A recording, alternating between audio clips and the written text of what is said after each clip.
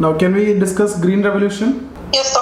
So, Green Revolution also, again, we are not more interested in what is Green Revolution, whether it is HYV seeds, who implemented, and all those things. We are not concerned. Okay, so this is your general understanding. You all know that Green Revolution had a lot of positives, like food-scarce country to become food-rich country.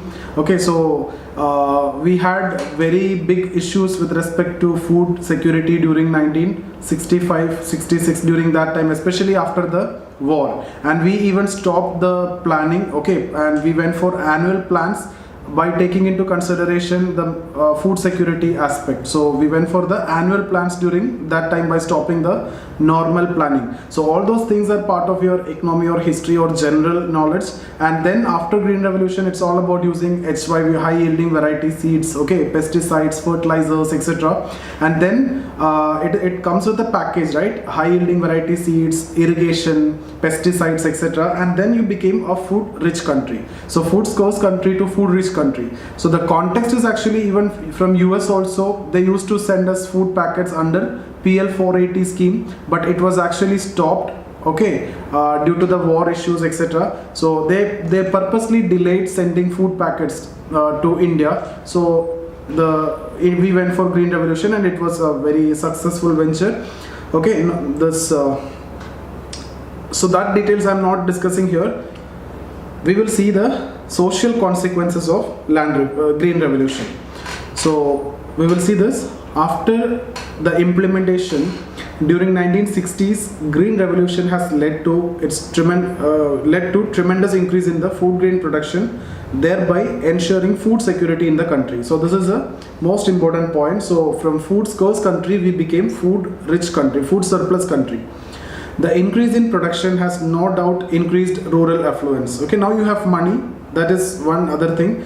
Firstly, in terms of increased profit. Secondly, in terms of increased wages. So even the farmers are getting the benefit, the laborers are getting the benefit. That is the reason why you can say non-Green Revolution to Green Revolution, there is a migration. Because agricultural labor, the demand is more in Green Revolution area. So the wages will be more in Green Revolution area. So that gave that rural affluence. This no doubt has contributed in rural development, obviously, and improvement in social indicators. But what I've told you is related to Punjab and Haryana. This actually gave them access to ultrasound technologies and everything. So that is actually one of the reasons for reduction in sex ratio. So when I'm talking about improvement in social indicators, the other indicators like poverty, per capita income, and all those things. Okay, so maybe that is an issue, but different thinkers are of different opinion. That is one dimension which I have told you.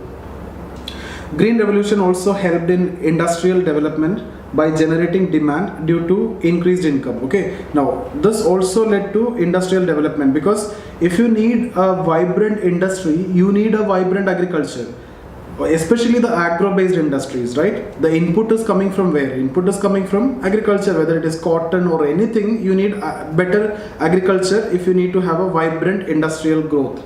Okay, so in that context also, agriculture is considered very important.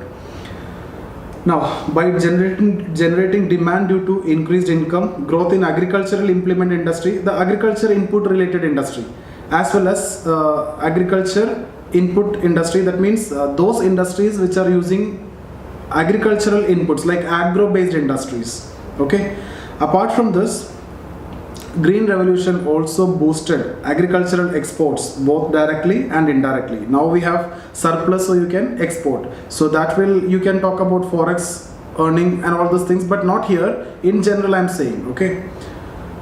Although the success of Green Revolution cannot be underestimated, but these strategies came under severe criticism on account of certain reasons. So this part is more important for us, not the first part. Okay, this is in case of essay or general studies more important.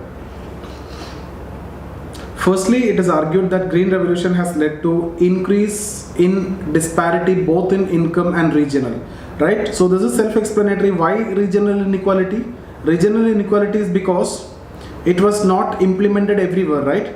So you need land in large scale. First of all, everything in large scale is required. Irrigation is required. So wherever there is a possibility of better irrigation, there only you can implement, because I've told you it comes up with a package. right? High yielding variety seeds plus irrigation plus pesticides, etc. It's a package.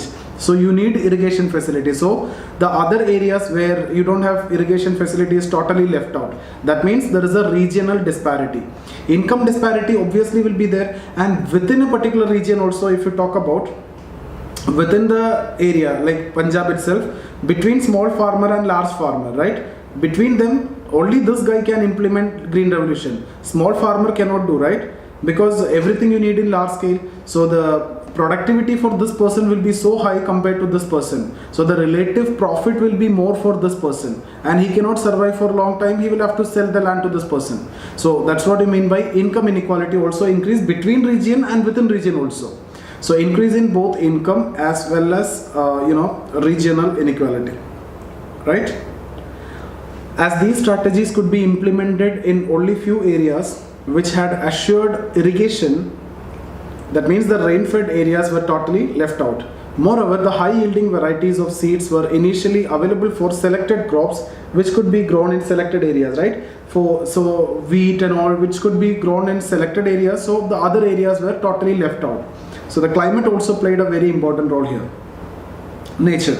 This led to regional disparities between green revolution areas and non-green revolution areas. Similarly, the costly inputs and lack of technical know-how led to acquiring of these benefit to rich farmers only. So within green revolution areas also, only rich farmers got the benefit. The relative income of rich farmers is much more than the marginal and small farmers, because green revolution in itself is a concept which is based on everything in large scale. You need everything in large scale. Okay, whether the land or the irrigation or the seeds or anything you need to apply in large scale. That means you can use the concept of economies of scale so that the productivity will be high. Now agrarian unrest. So impact only due to increased disparities in the incidence of the incidence of agrarian unrest increased. After Green Revolution, the unrest due to improper implementation of land reforms also became manifest, right? Because after the Green Revolution, people understood the importance of land. So more demand for proper land reform was there. So Green Revolution also led to commercialization of Indian agriculture, which resulted in replacement of traditional relation with contractual relation. Now there is no more Jajmani relation. There is no Jajmani relation is based on obligation, right? Obligation between judgment and Kamin. But here now more contractual relation between two people, and because of commercialization of Indian agriculture. This transition from traditionalism to modernism was never smooth and was often caused conflict.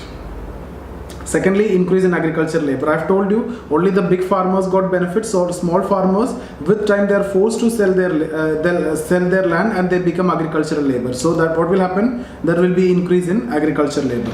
So due to attractiveness of land for agricultural purpose, the big farmers lured the small farmers to sell their land.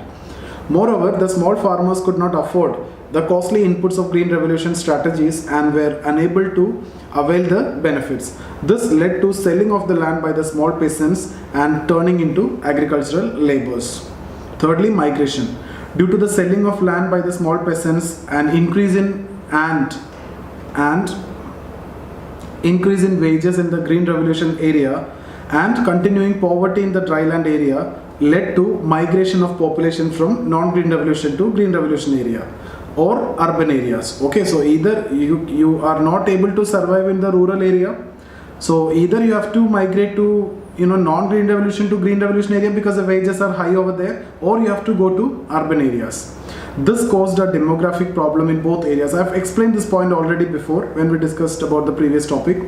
At the same time, this factor is often thought to have caused urban congestion. So that led to urban congestion, leading to low per capita availability of infrastructure. In the small areas, small slums, people are living together. So many people are living together. So per capita availability of infrastructure became very less. Ecological consequences. Towards the end only you need to write, but this is not that important. Okay, not like other factors. Green Revolution led to adverse economic consequences like this is ecological. Ecological consequences like decrease in soil productivity, disturbance in natural ecosystem, change in cropping pattern, air, water, soil pollution due to increase in use of fertilizer and pesticides. At the same time, in some of the areas, tendency of over irrigation led to the problem of water logging and soil salinity. You know all this water logging, soil salinity, etc. in geography. I'm expecting that you know this. These are not our area. This increased the hardships of the farmers, as gradually the profit will come down, and in some of the areas land was totally wasted. So initially, you know, when you apply all those fertilizers, the soil will respond very fast and you will get very good output, but that profit will not be sustainable. It will come down with time, and maybe after some time the land will become totally wasted and you will not be able to cultivate any more in the land. Okay, so these are ecological consequences. Now the impact on caste system. Previously also we have discussed the same point. We will write here. They became dominant. Okay, dominant caste emerged. They are numerical in strength, so dominant politically, and they started capturing the power at the state level, and because of coalition politics they are able to reach at the national level also. So Green Revolution benefited the middle peasant caste the most. The middle peasant caste were also earlier the beneficiaries of land reforms. The economic strength increased, and coupled with their numerical strength, the middle peasant caste also emerged dominant politically because of their numerical strength. These dominant castes later on consolidated into political parties at the national level, especially with the coalition politics situation. Green Revolution also led to further differentiation and division among lower caste groups. The cleavages that had earlier appeared due to differential benefits of land reform had further widened after Green Revolution. We have already discussed this point. Thus, Green Revolution led to antagonism between not only the upper and lower caste, but even within the lower caste. Why? Some of the lower caste got the benefit before, some of them did not get. So now everybody is actually demanding the benefit.